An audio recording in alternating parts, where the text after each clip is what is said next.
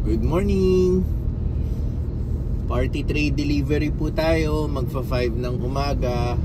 Naging client natin before sa may Verdana Homes, sa may Bacoor, Cavite, boundary ng Alabang and Cavite. Doon po tayo papunta. So yung client po natin, yung last time na nag-deliver tayo dito, first time po siya nag-order sa atin. And now repeat client na po siya, no? So ibig sabihin nagustuhan niya yung mga orders niya before. And ang nangyari po kasi before, kaya po siya umu-order ng party tray this early is because hinahati-hati niya para sa baon ng mga anak niya, no? So ganun na ganun din po ulit ang mangyayari ngayon. Kaya ulit siya umorder ng party tray is para po sa baon ng mga anak niya sa school. Antok-antok pa tayo, pero ganun talaga, kailangan mag-deliver tayo. Same din sina Tin, sina Ate Teta, mas earlier pa nga sila gumising kaysa sa akin. So after po neto, dediretso na po ako ng Toyota sa Las Piñas naman. Last week nagpa-appoint na po ako ng schedule ng service netong Fortuner for 15,000 kilometers. So yun, dire-diretso na rin yung araw natin, no? Hindi na tayo makakauwi para magtulog-tulog. So makakapagpahinga na lang tayo niyan pag natapos na yung service neto. And then yun, yung usual, susunduin natin mamaya si Pixar sa school at ang kanyang baseball. So yun, mahaba-habang araw na agad. Nagsimula ngayong madaling araw.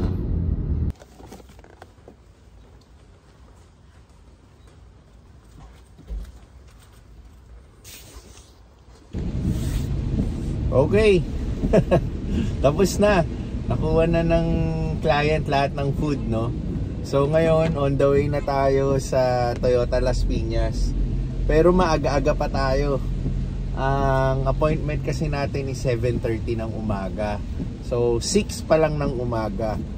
Ang iniisip ko, kung uuwi ba ako, dediretso na ako ng Toyota. Kung uuwi kasi ako, siguro pag uwi ko ng bahay after 30 minutes, aalis din agad ako, no? Para pumunta ng Toyota. So parang alanganin na rin. So dediretso na lang ako. And besides, sa number coding, hindi pwede sa kalye itong kotse today. Starting 7 ng umaga hanggang 10 ng umaga. So mahirap din maging alanganin ka sa oras. Baka mahuli tayo ng traffic enforcer, no? So doon na lang siguro ako mag-aantay hanggang 7:30. Tatry kong umidlip. Kasi medyo antok ulit tayo, no? Para makapag-recharge tayo. At the same time, at least hindi tayo malilate din sa ano. At ito pa yung isang alanganin sa atin, lakas ng ulan, no? Yan. Parang bumabagyo. Medyo buenas tayo na ihatid na natin yung food nang hindi ganito yung ulan kanina. Medyo umaambon-ambon kanina pero hindi ganito kalakas. So ayos na rin. At least inantay lang tayong ihatid yung food tsaka bumuhos yung ulan. Pero according naman sa weather, no, wala na yung bagyo eh. Ang problema, si habagat naman to. So yun, nabutan na tayo malakas ng ulan. So talagang dediretso na tayo ng Toyota. Doon na tayo mag-aantay. At least ano, ang kagandahan hindi mainit, umuulan. Pwede mo na akong tumambay dito sa kotse. So yun. Yan, nandito na tayo. Nakaparada na. Yun nga lang, sarado pa si Toyota. Masyado akong excited, no? Antay na lang tayo. So, idlip na lang siguro ako. Yun, good night guys. Ano muna tayo? Pahinga muna tayo. Naka-alarm naman ako ng after 40 minutes. So, tatry ko umidlip ng mga ganun para maka-recharge lang.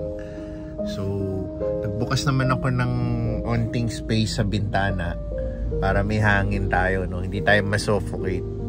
At kagandahan nga, umuulan. Masarap ang weather. Hindi ako maiinitan dito. Actually, naka-ano nga ako eh. Naka-long sleeves pa nga ako eh. So, yun. Good night! Okay. 7:10.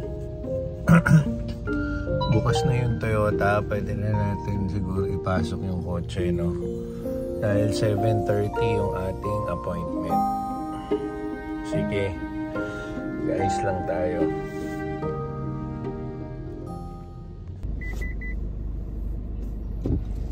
So yan, no? Papunta na tayo ulit ng Toyota sa loob this time. Okay. And this time bukas na siya. Okay.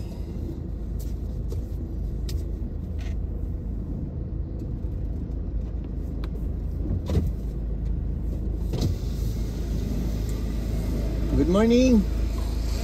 7:30 appointment. Sige po. Wait na sir ah. Okay lang. Okay.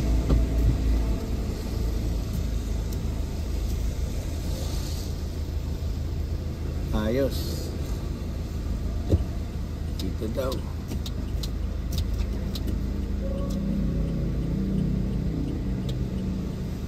Dito lang sa kulay green, ha? Dito lang sa green sir. Thank you po. Okay.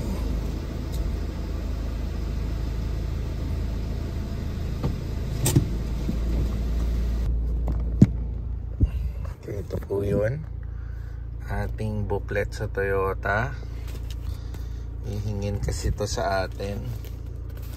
So punta na muna tayo, no? Baba muna tayo sa service reception.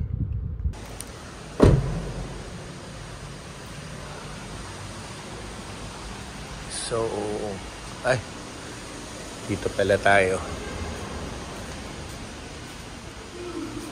So ayan.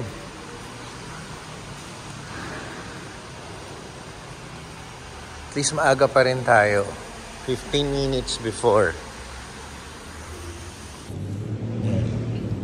Dito ako sa service reception. Binigyan ako ng Wi-Fi access. Sure, salamat. Yan, binigyan ako ng Wi-Fi access.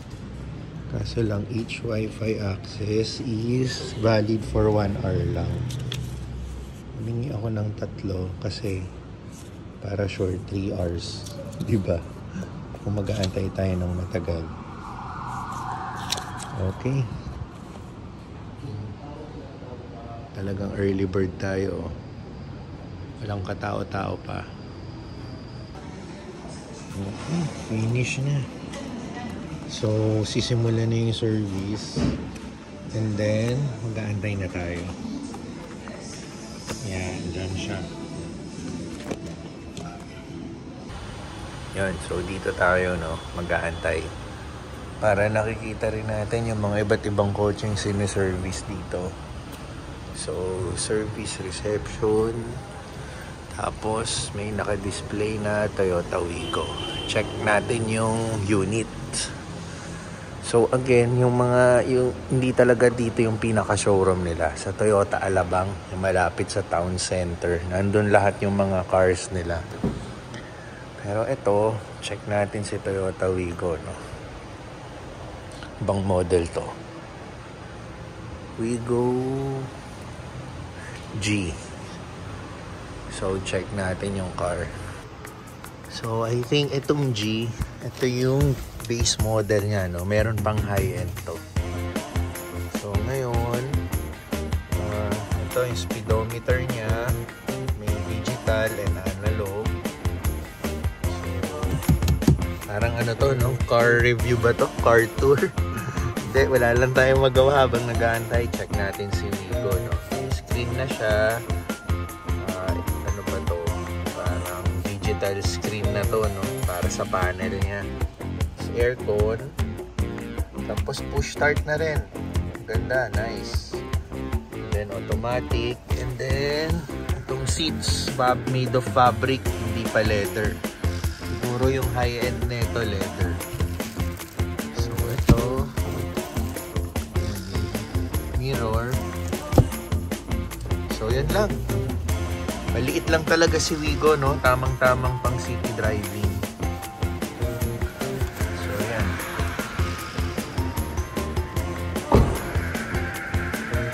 Tignan natin yung space na sa likod. Yan. Malupag din. Marami ka rin pwedeng ilagay, no? Mga tipong pag magtatagaytay ka, ganun. So yan siya. Toyota Wigo. Tapos yung pinapa-service natin nandun sa dulo. Kasi kaka 7:30 lang, no? Kasi kasuhin nila yan. So dito naman tayo, mag-tour tayo. So may ito yung Toyota. Dito yung free coffee and hot choco. So may tubig din. Service reception. So may pinapalabas na Netflix. Ayan. So yun lang. Punta lang tayo. Balik na tayo sa buwan. Antay tayo matapos yung service. So ito na siya, oh. Tinanggal yung mga gulong. So chine-check nila isa-isa. So talagang full service. Tara ikutin natin. Ganito pala yung ilalim niya, no? Yan.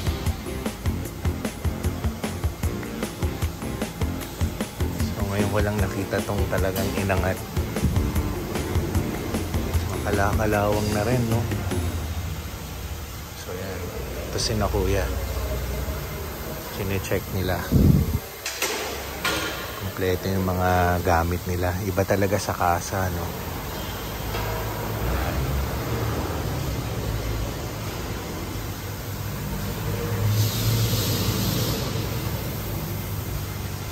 Ito yung sa front, no?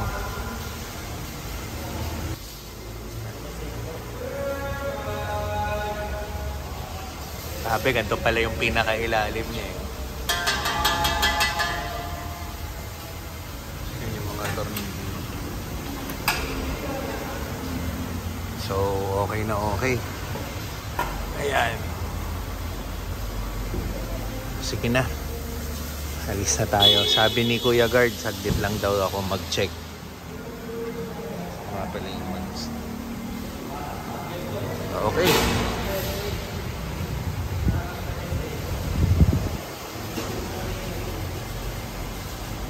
Yan siya. So, balik na tayo.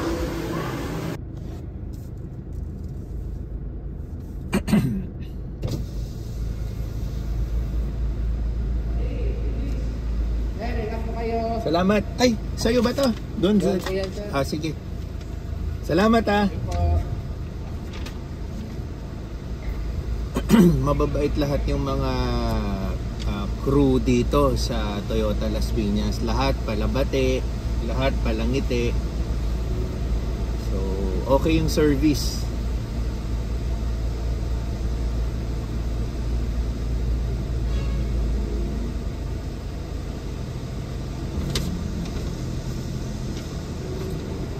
Brother,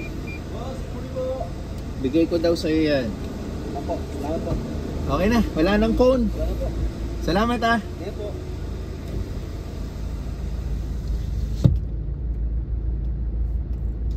Okay. Okay. So, time check, 10 o'clock ng umaga. So, after 2 hours and 30 minutes, tapos na yung pagpapaservice natin dito, no, sa Fortuner. So, okay naman. Doon yung 2 hours and 30 minutes, nakaidlip-idlip din ako. And then sinama na rin nila, part na rin kasi ng pagpapaservice is kinarwash na nila to. So eksaktong-eksakto, pagka-carwash na ito, nandito na tayo sa kalye and wala nang ulan. And tuyo na rin yung kalye, no? So kailangan makauwi na tayo para maggarahe na natin. Para sayang naman yung, patagalin natin yung linis niya, no? Sayang yung pag-carwash. So anyway, ang sunod na balik na natin is sa 20,000 kilometers. Yun na yung last na free service na pwede natin i-avail kay Toyota. After nun, sa 25,000, option ko na kung babalik ko sa casa or dito sa usual kong dinadala sa Value Plus. So bahala na, tingnan natin.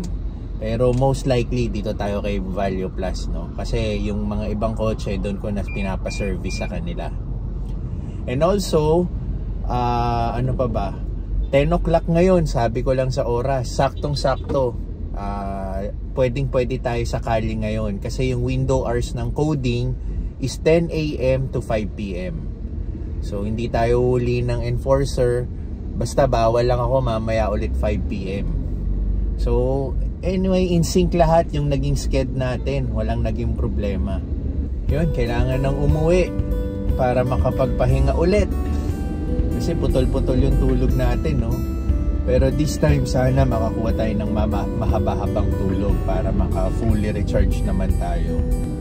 Tomorrow's gonna be another day, Friday, luto day ng Ready Hit Go. Tapos birthday po pala ng aking mother-in-law bukas. So tomorrow makikita nyo yung mga gagawin namin. Pipick upin na rin natin yung binili nating cake the other day.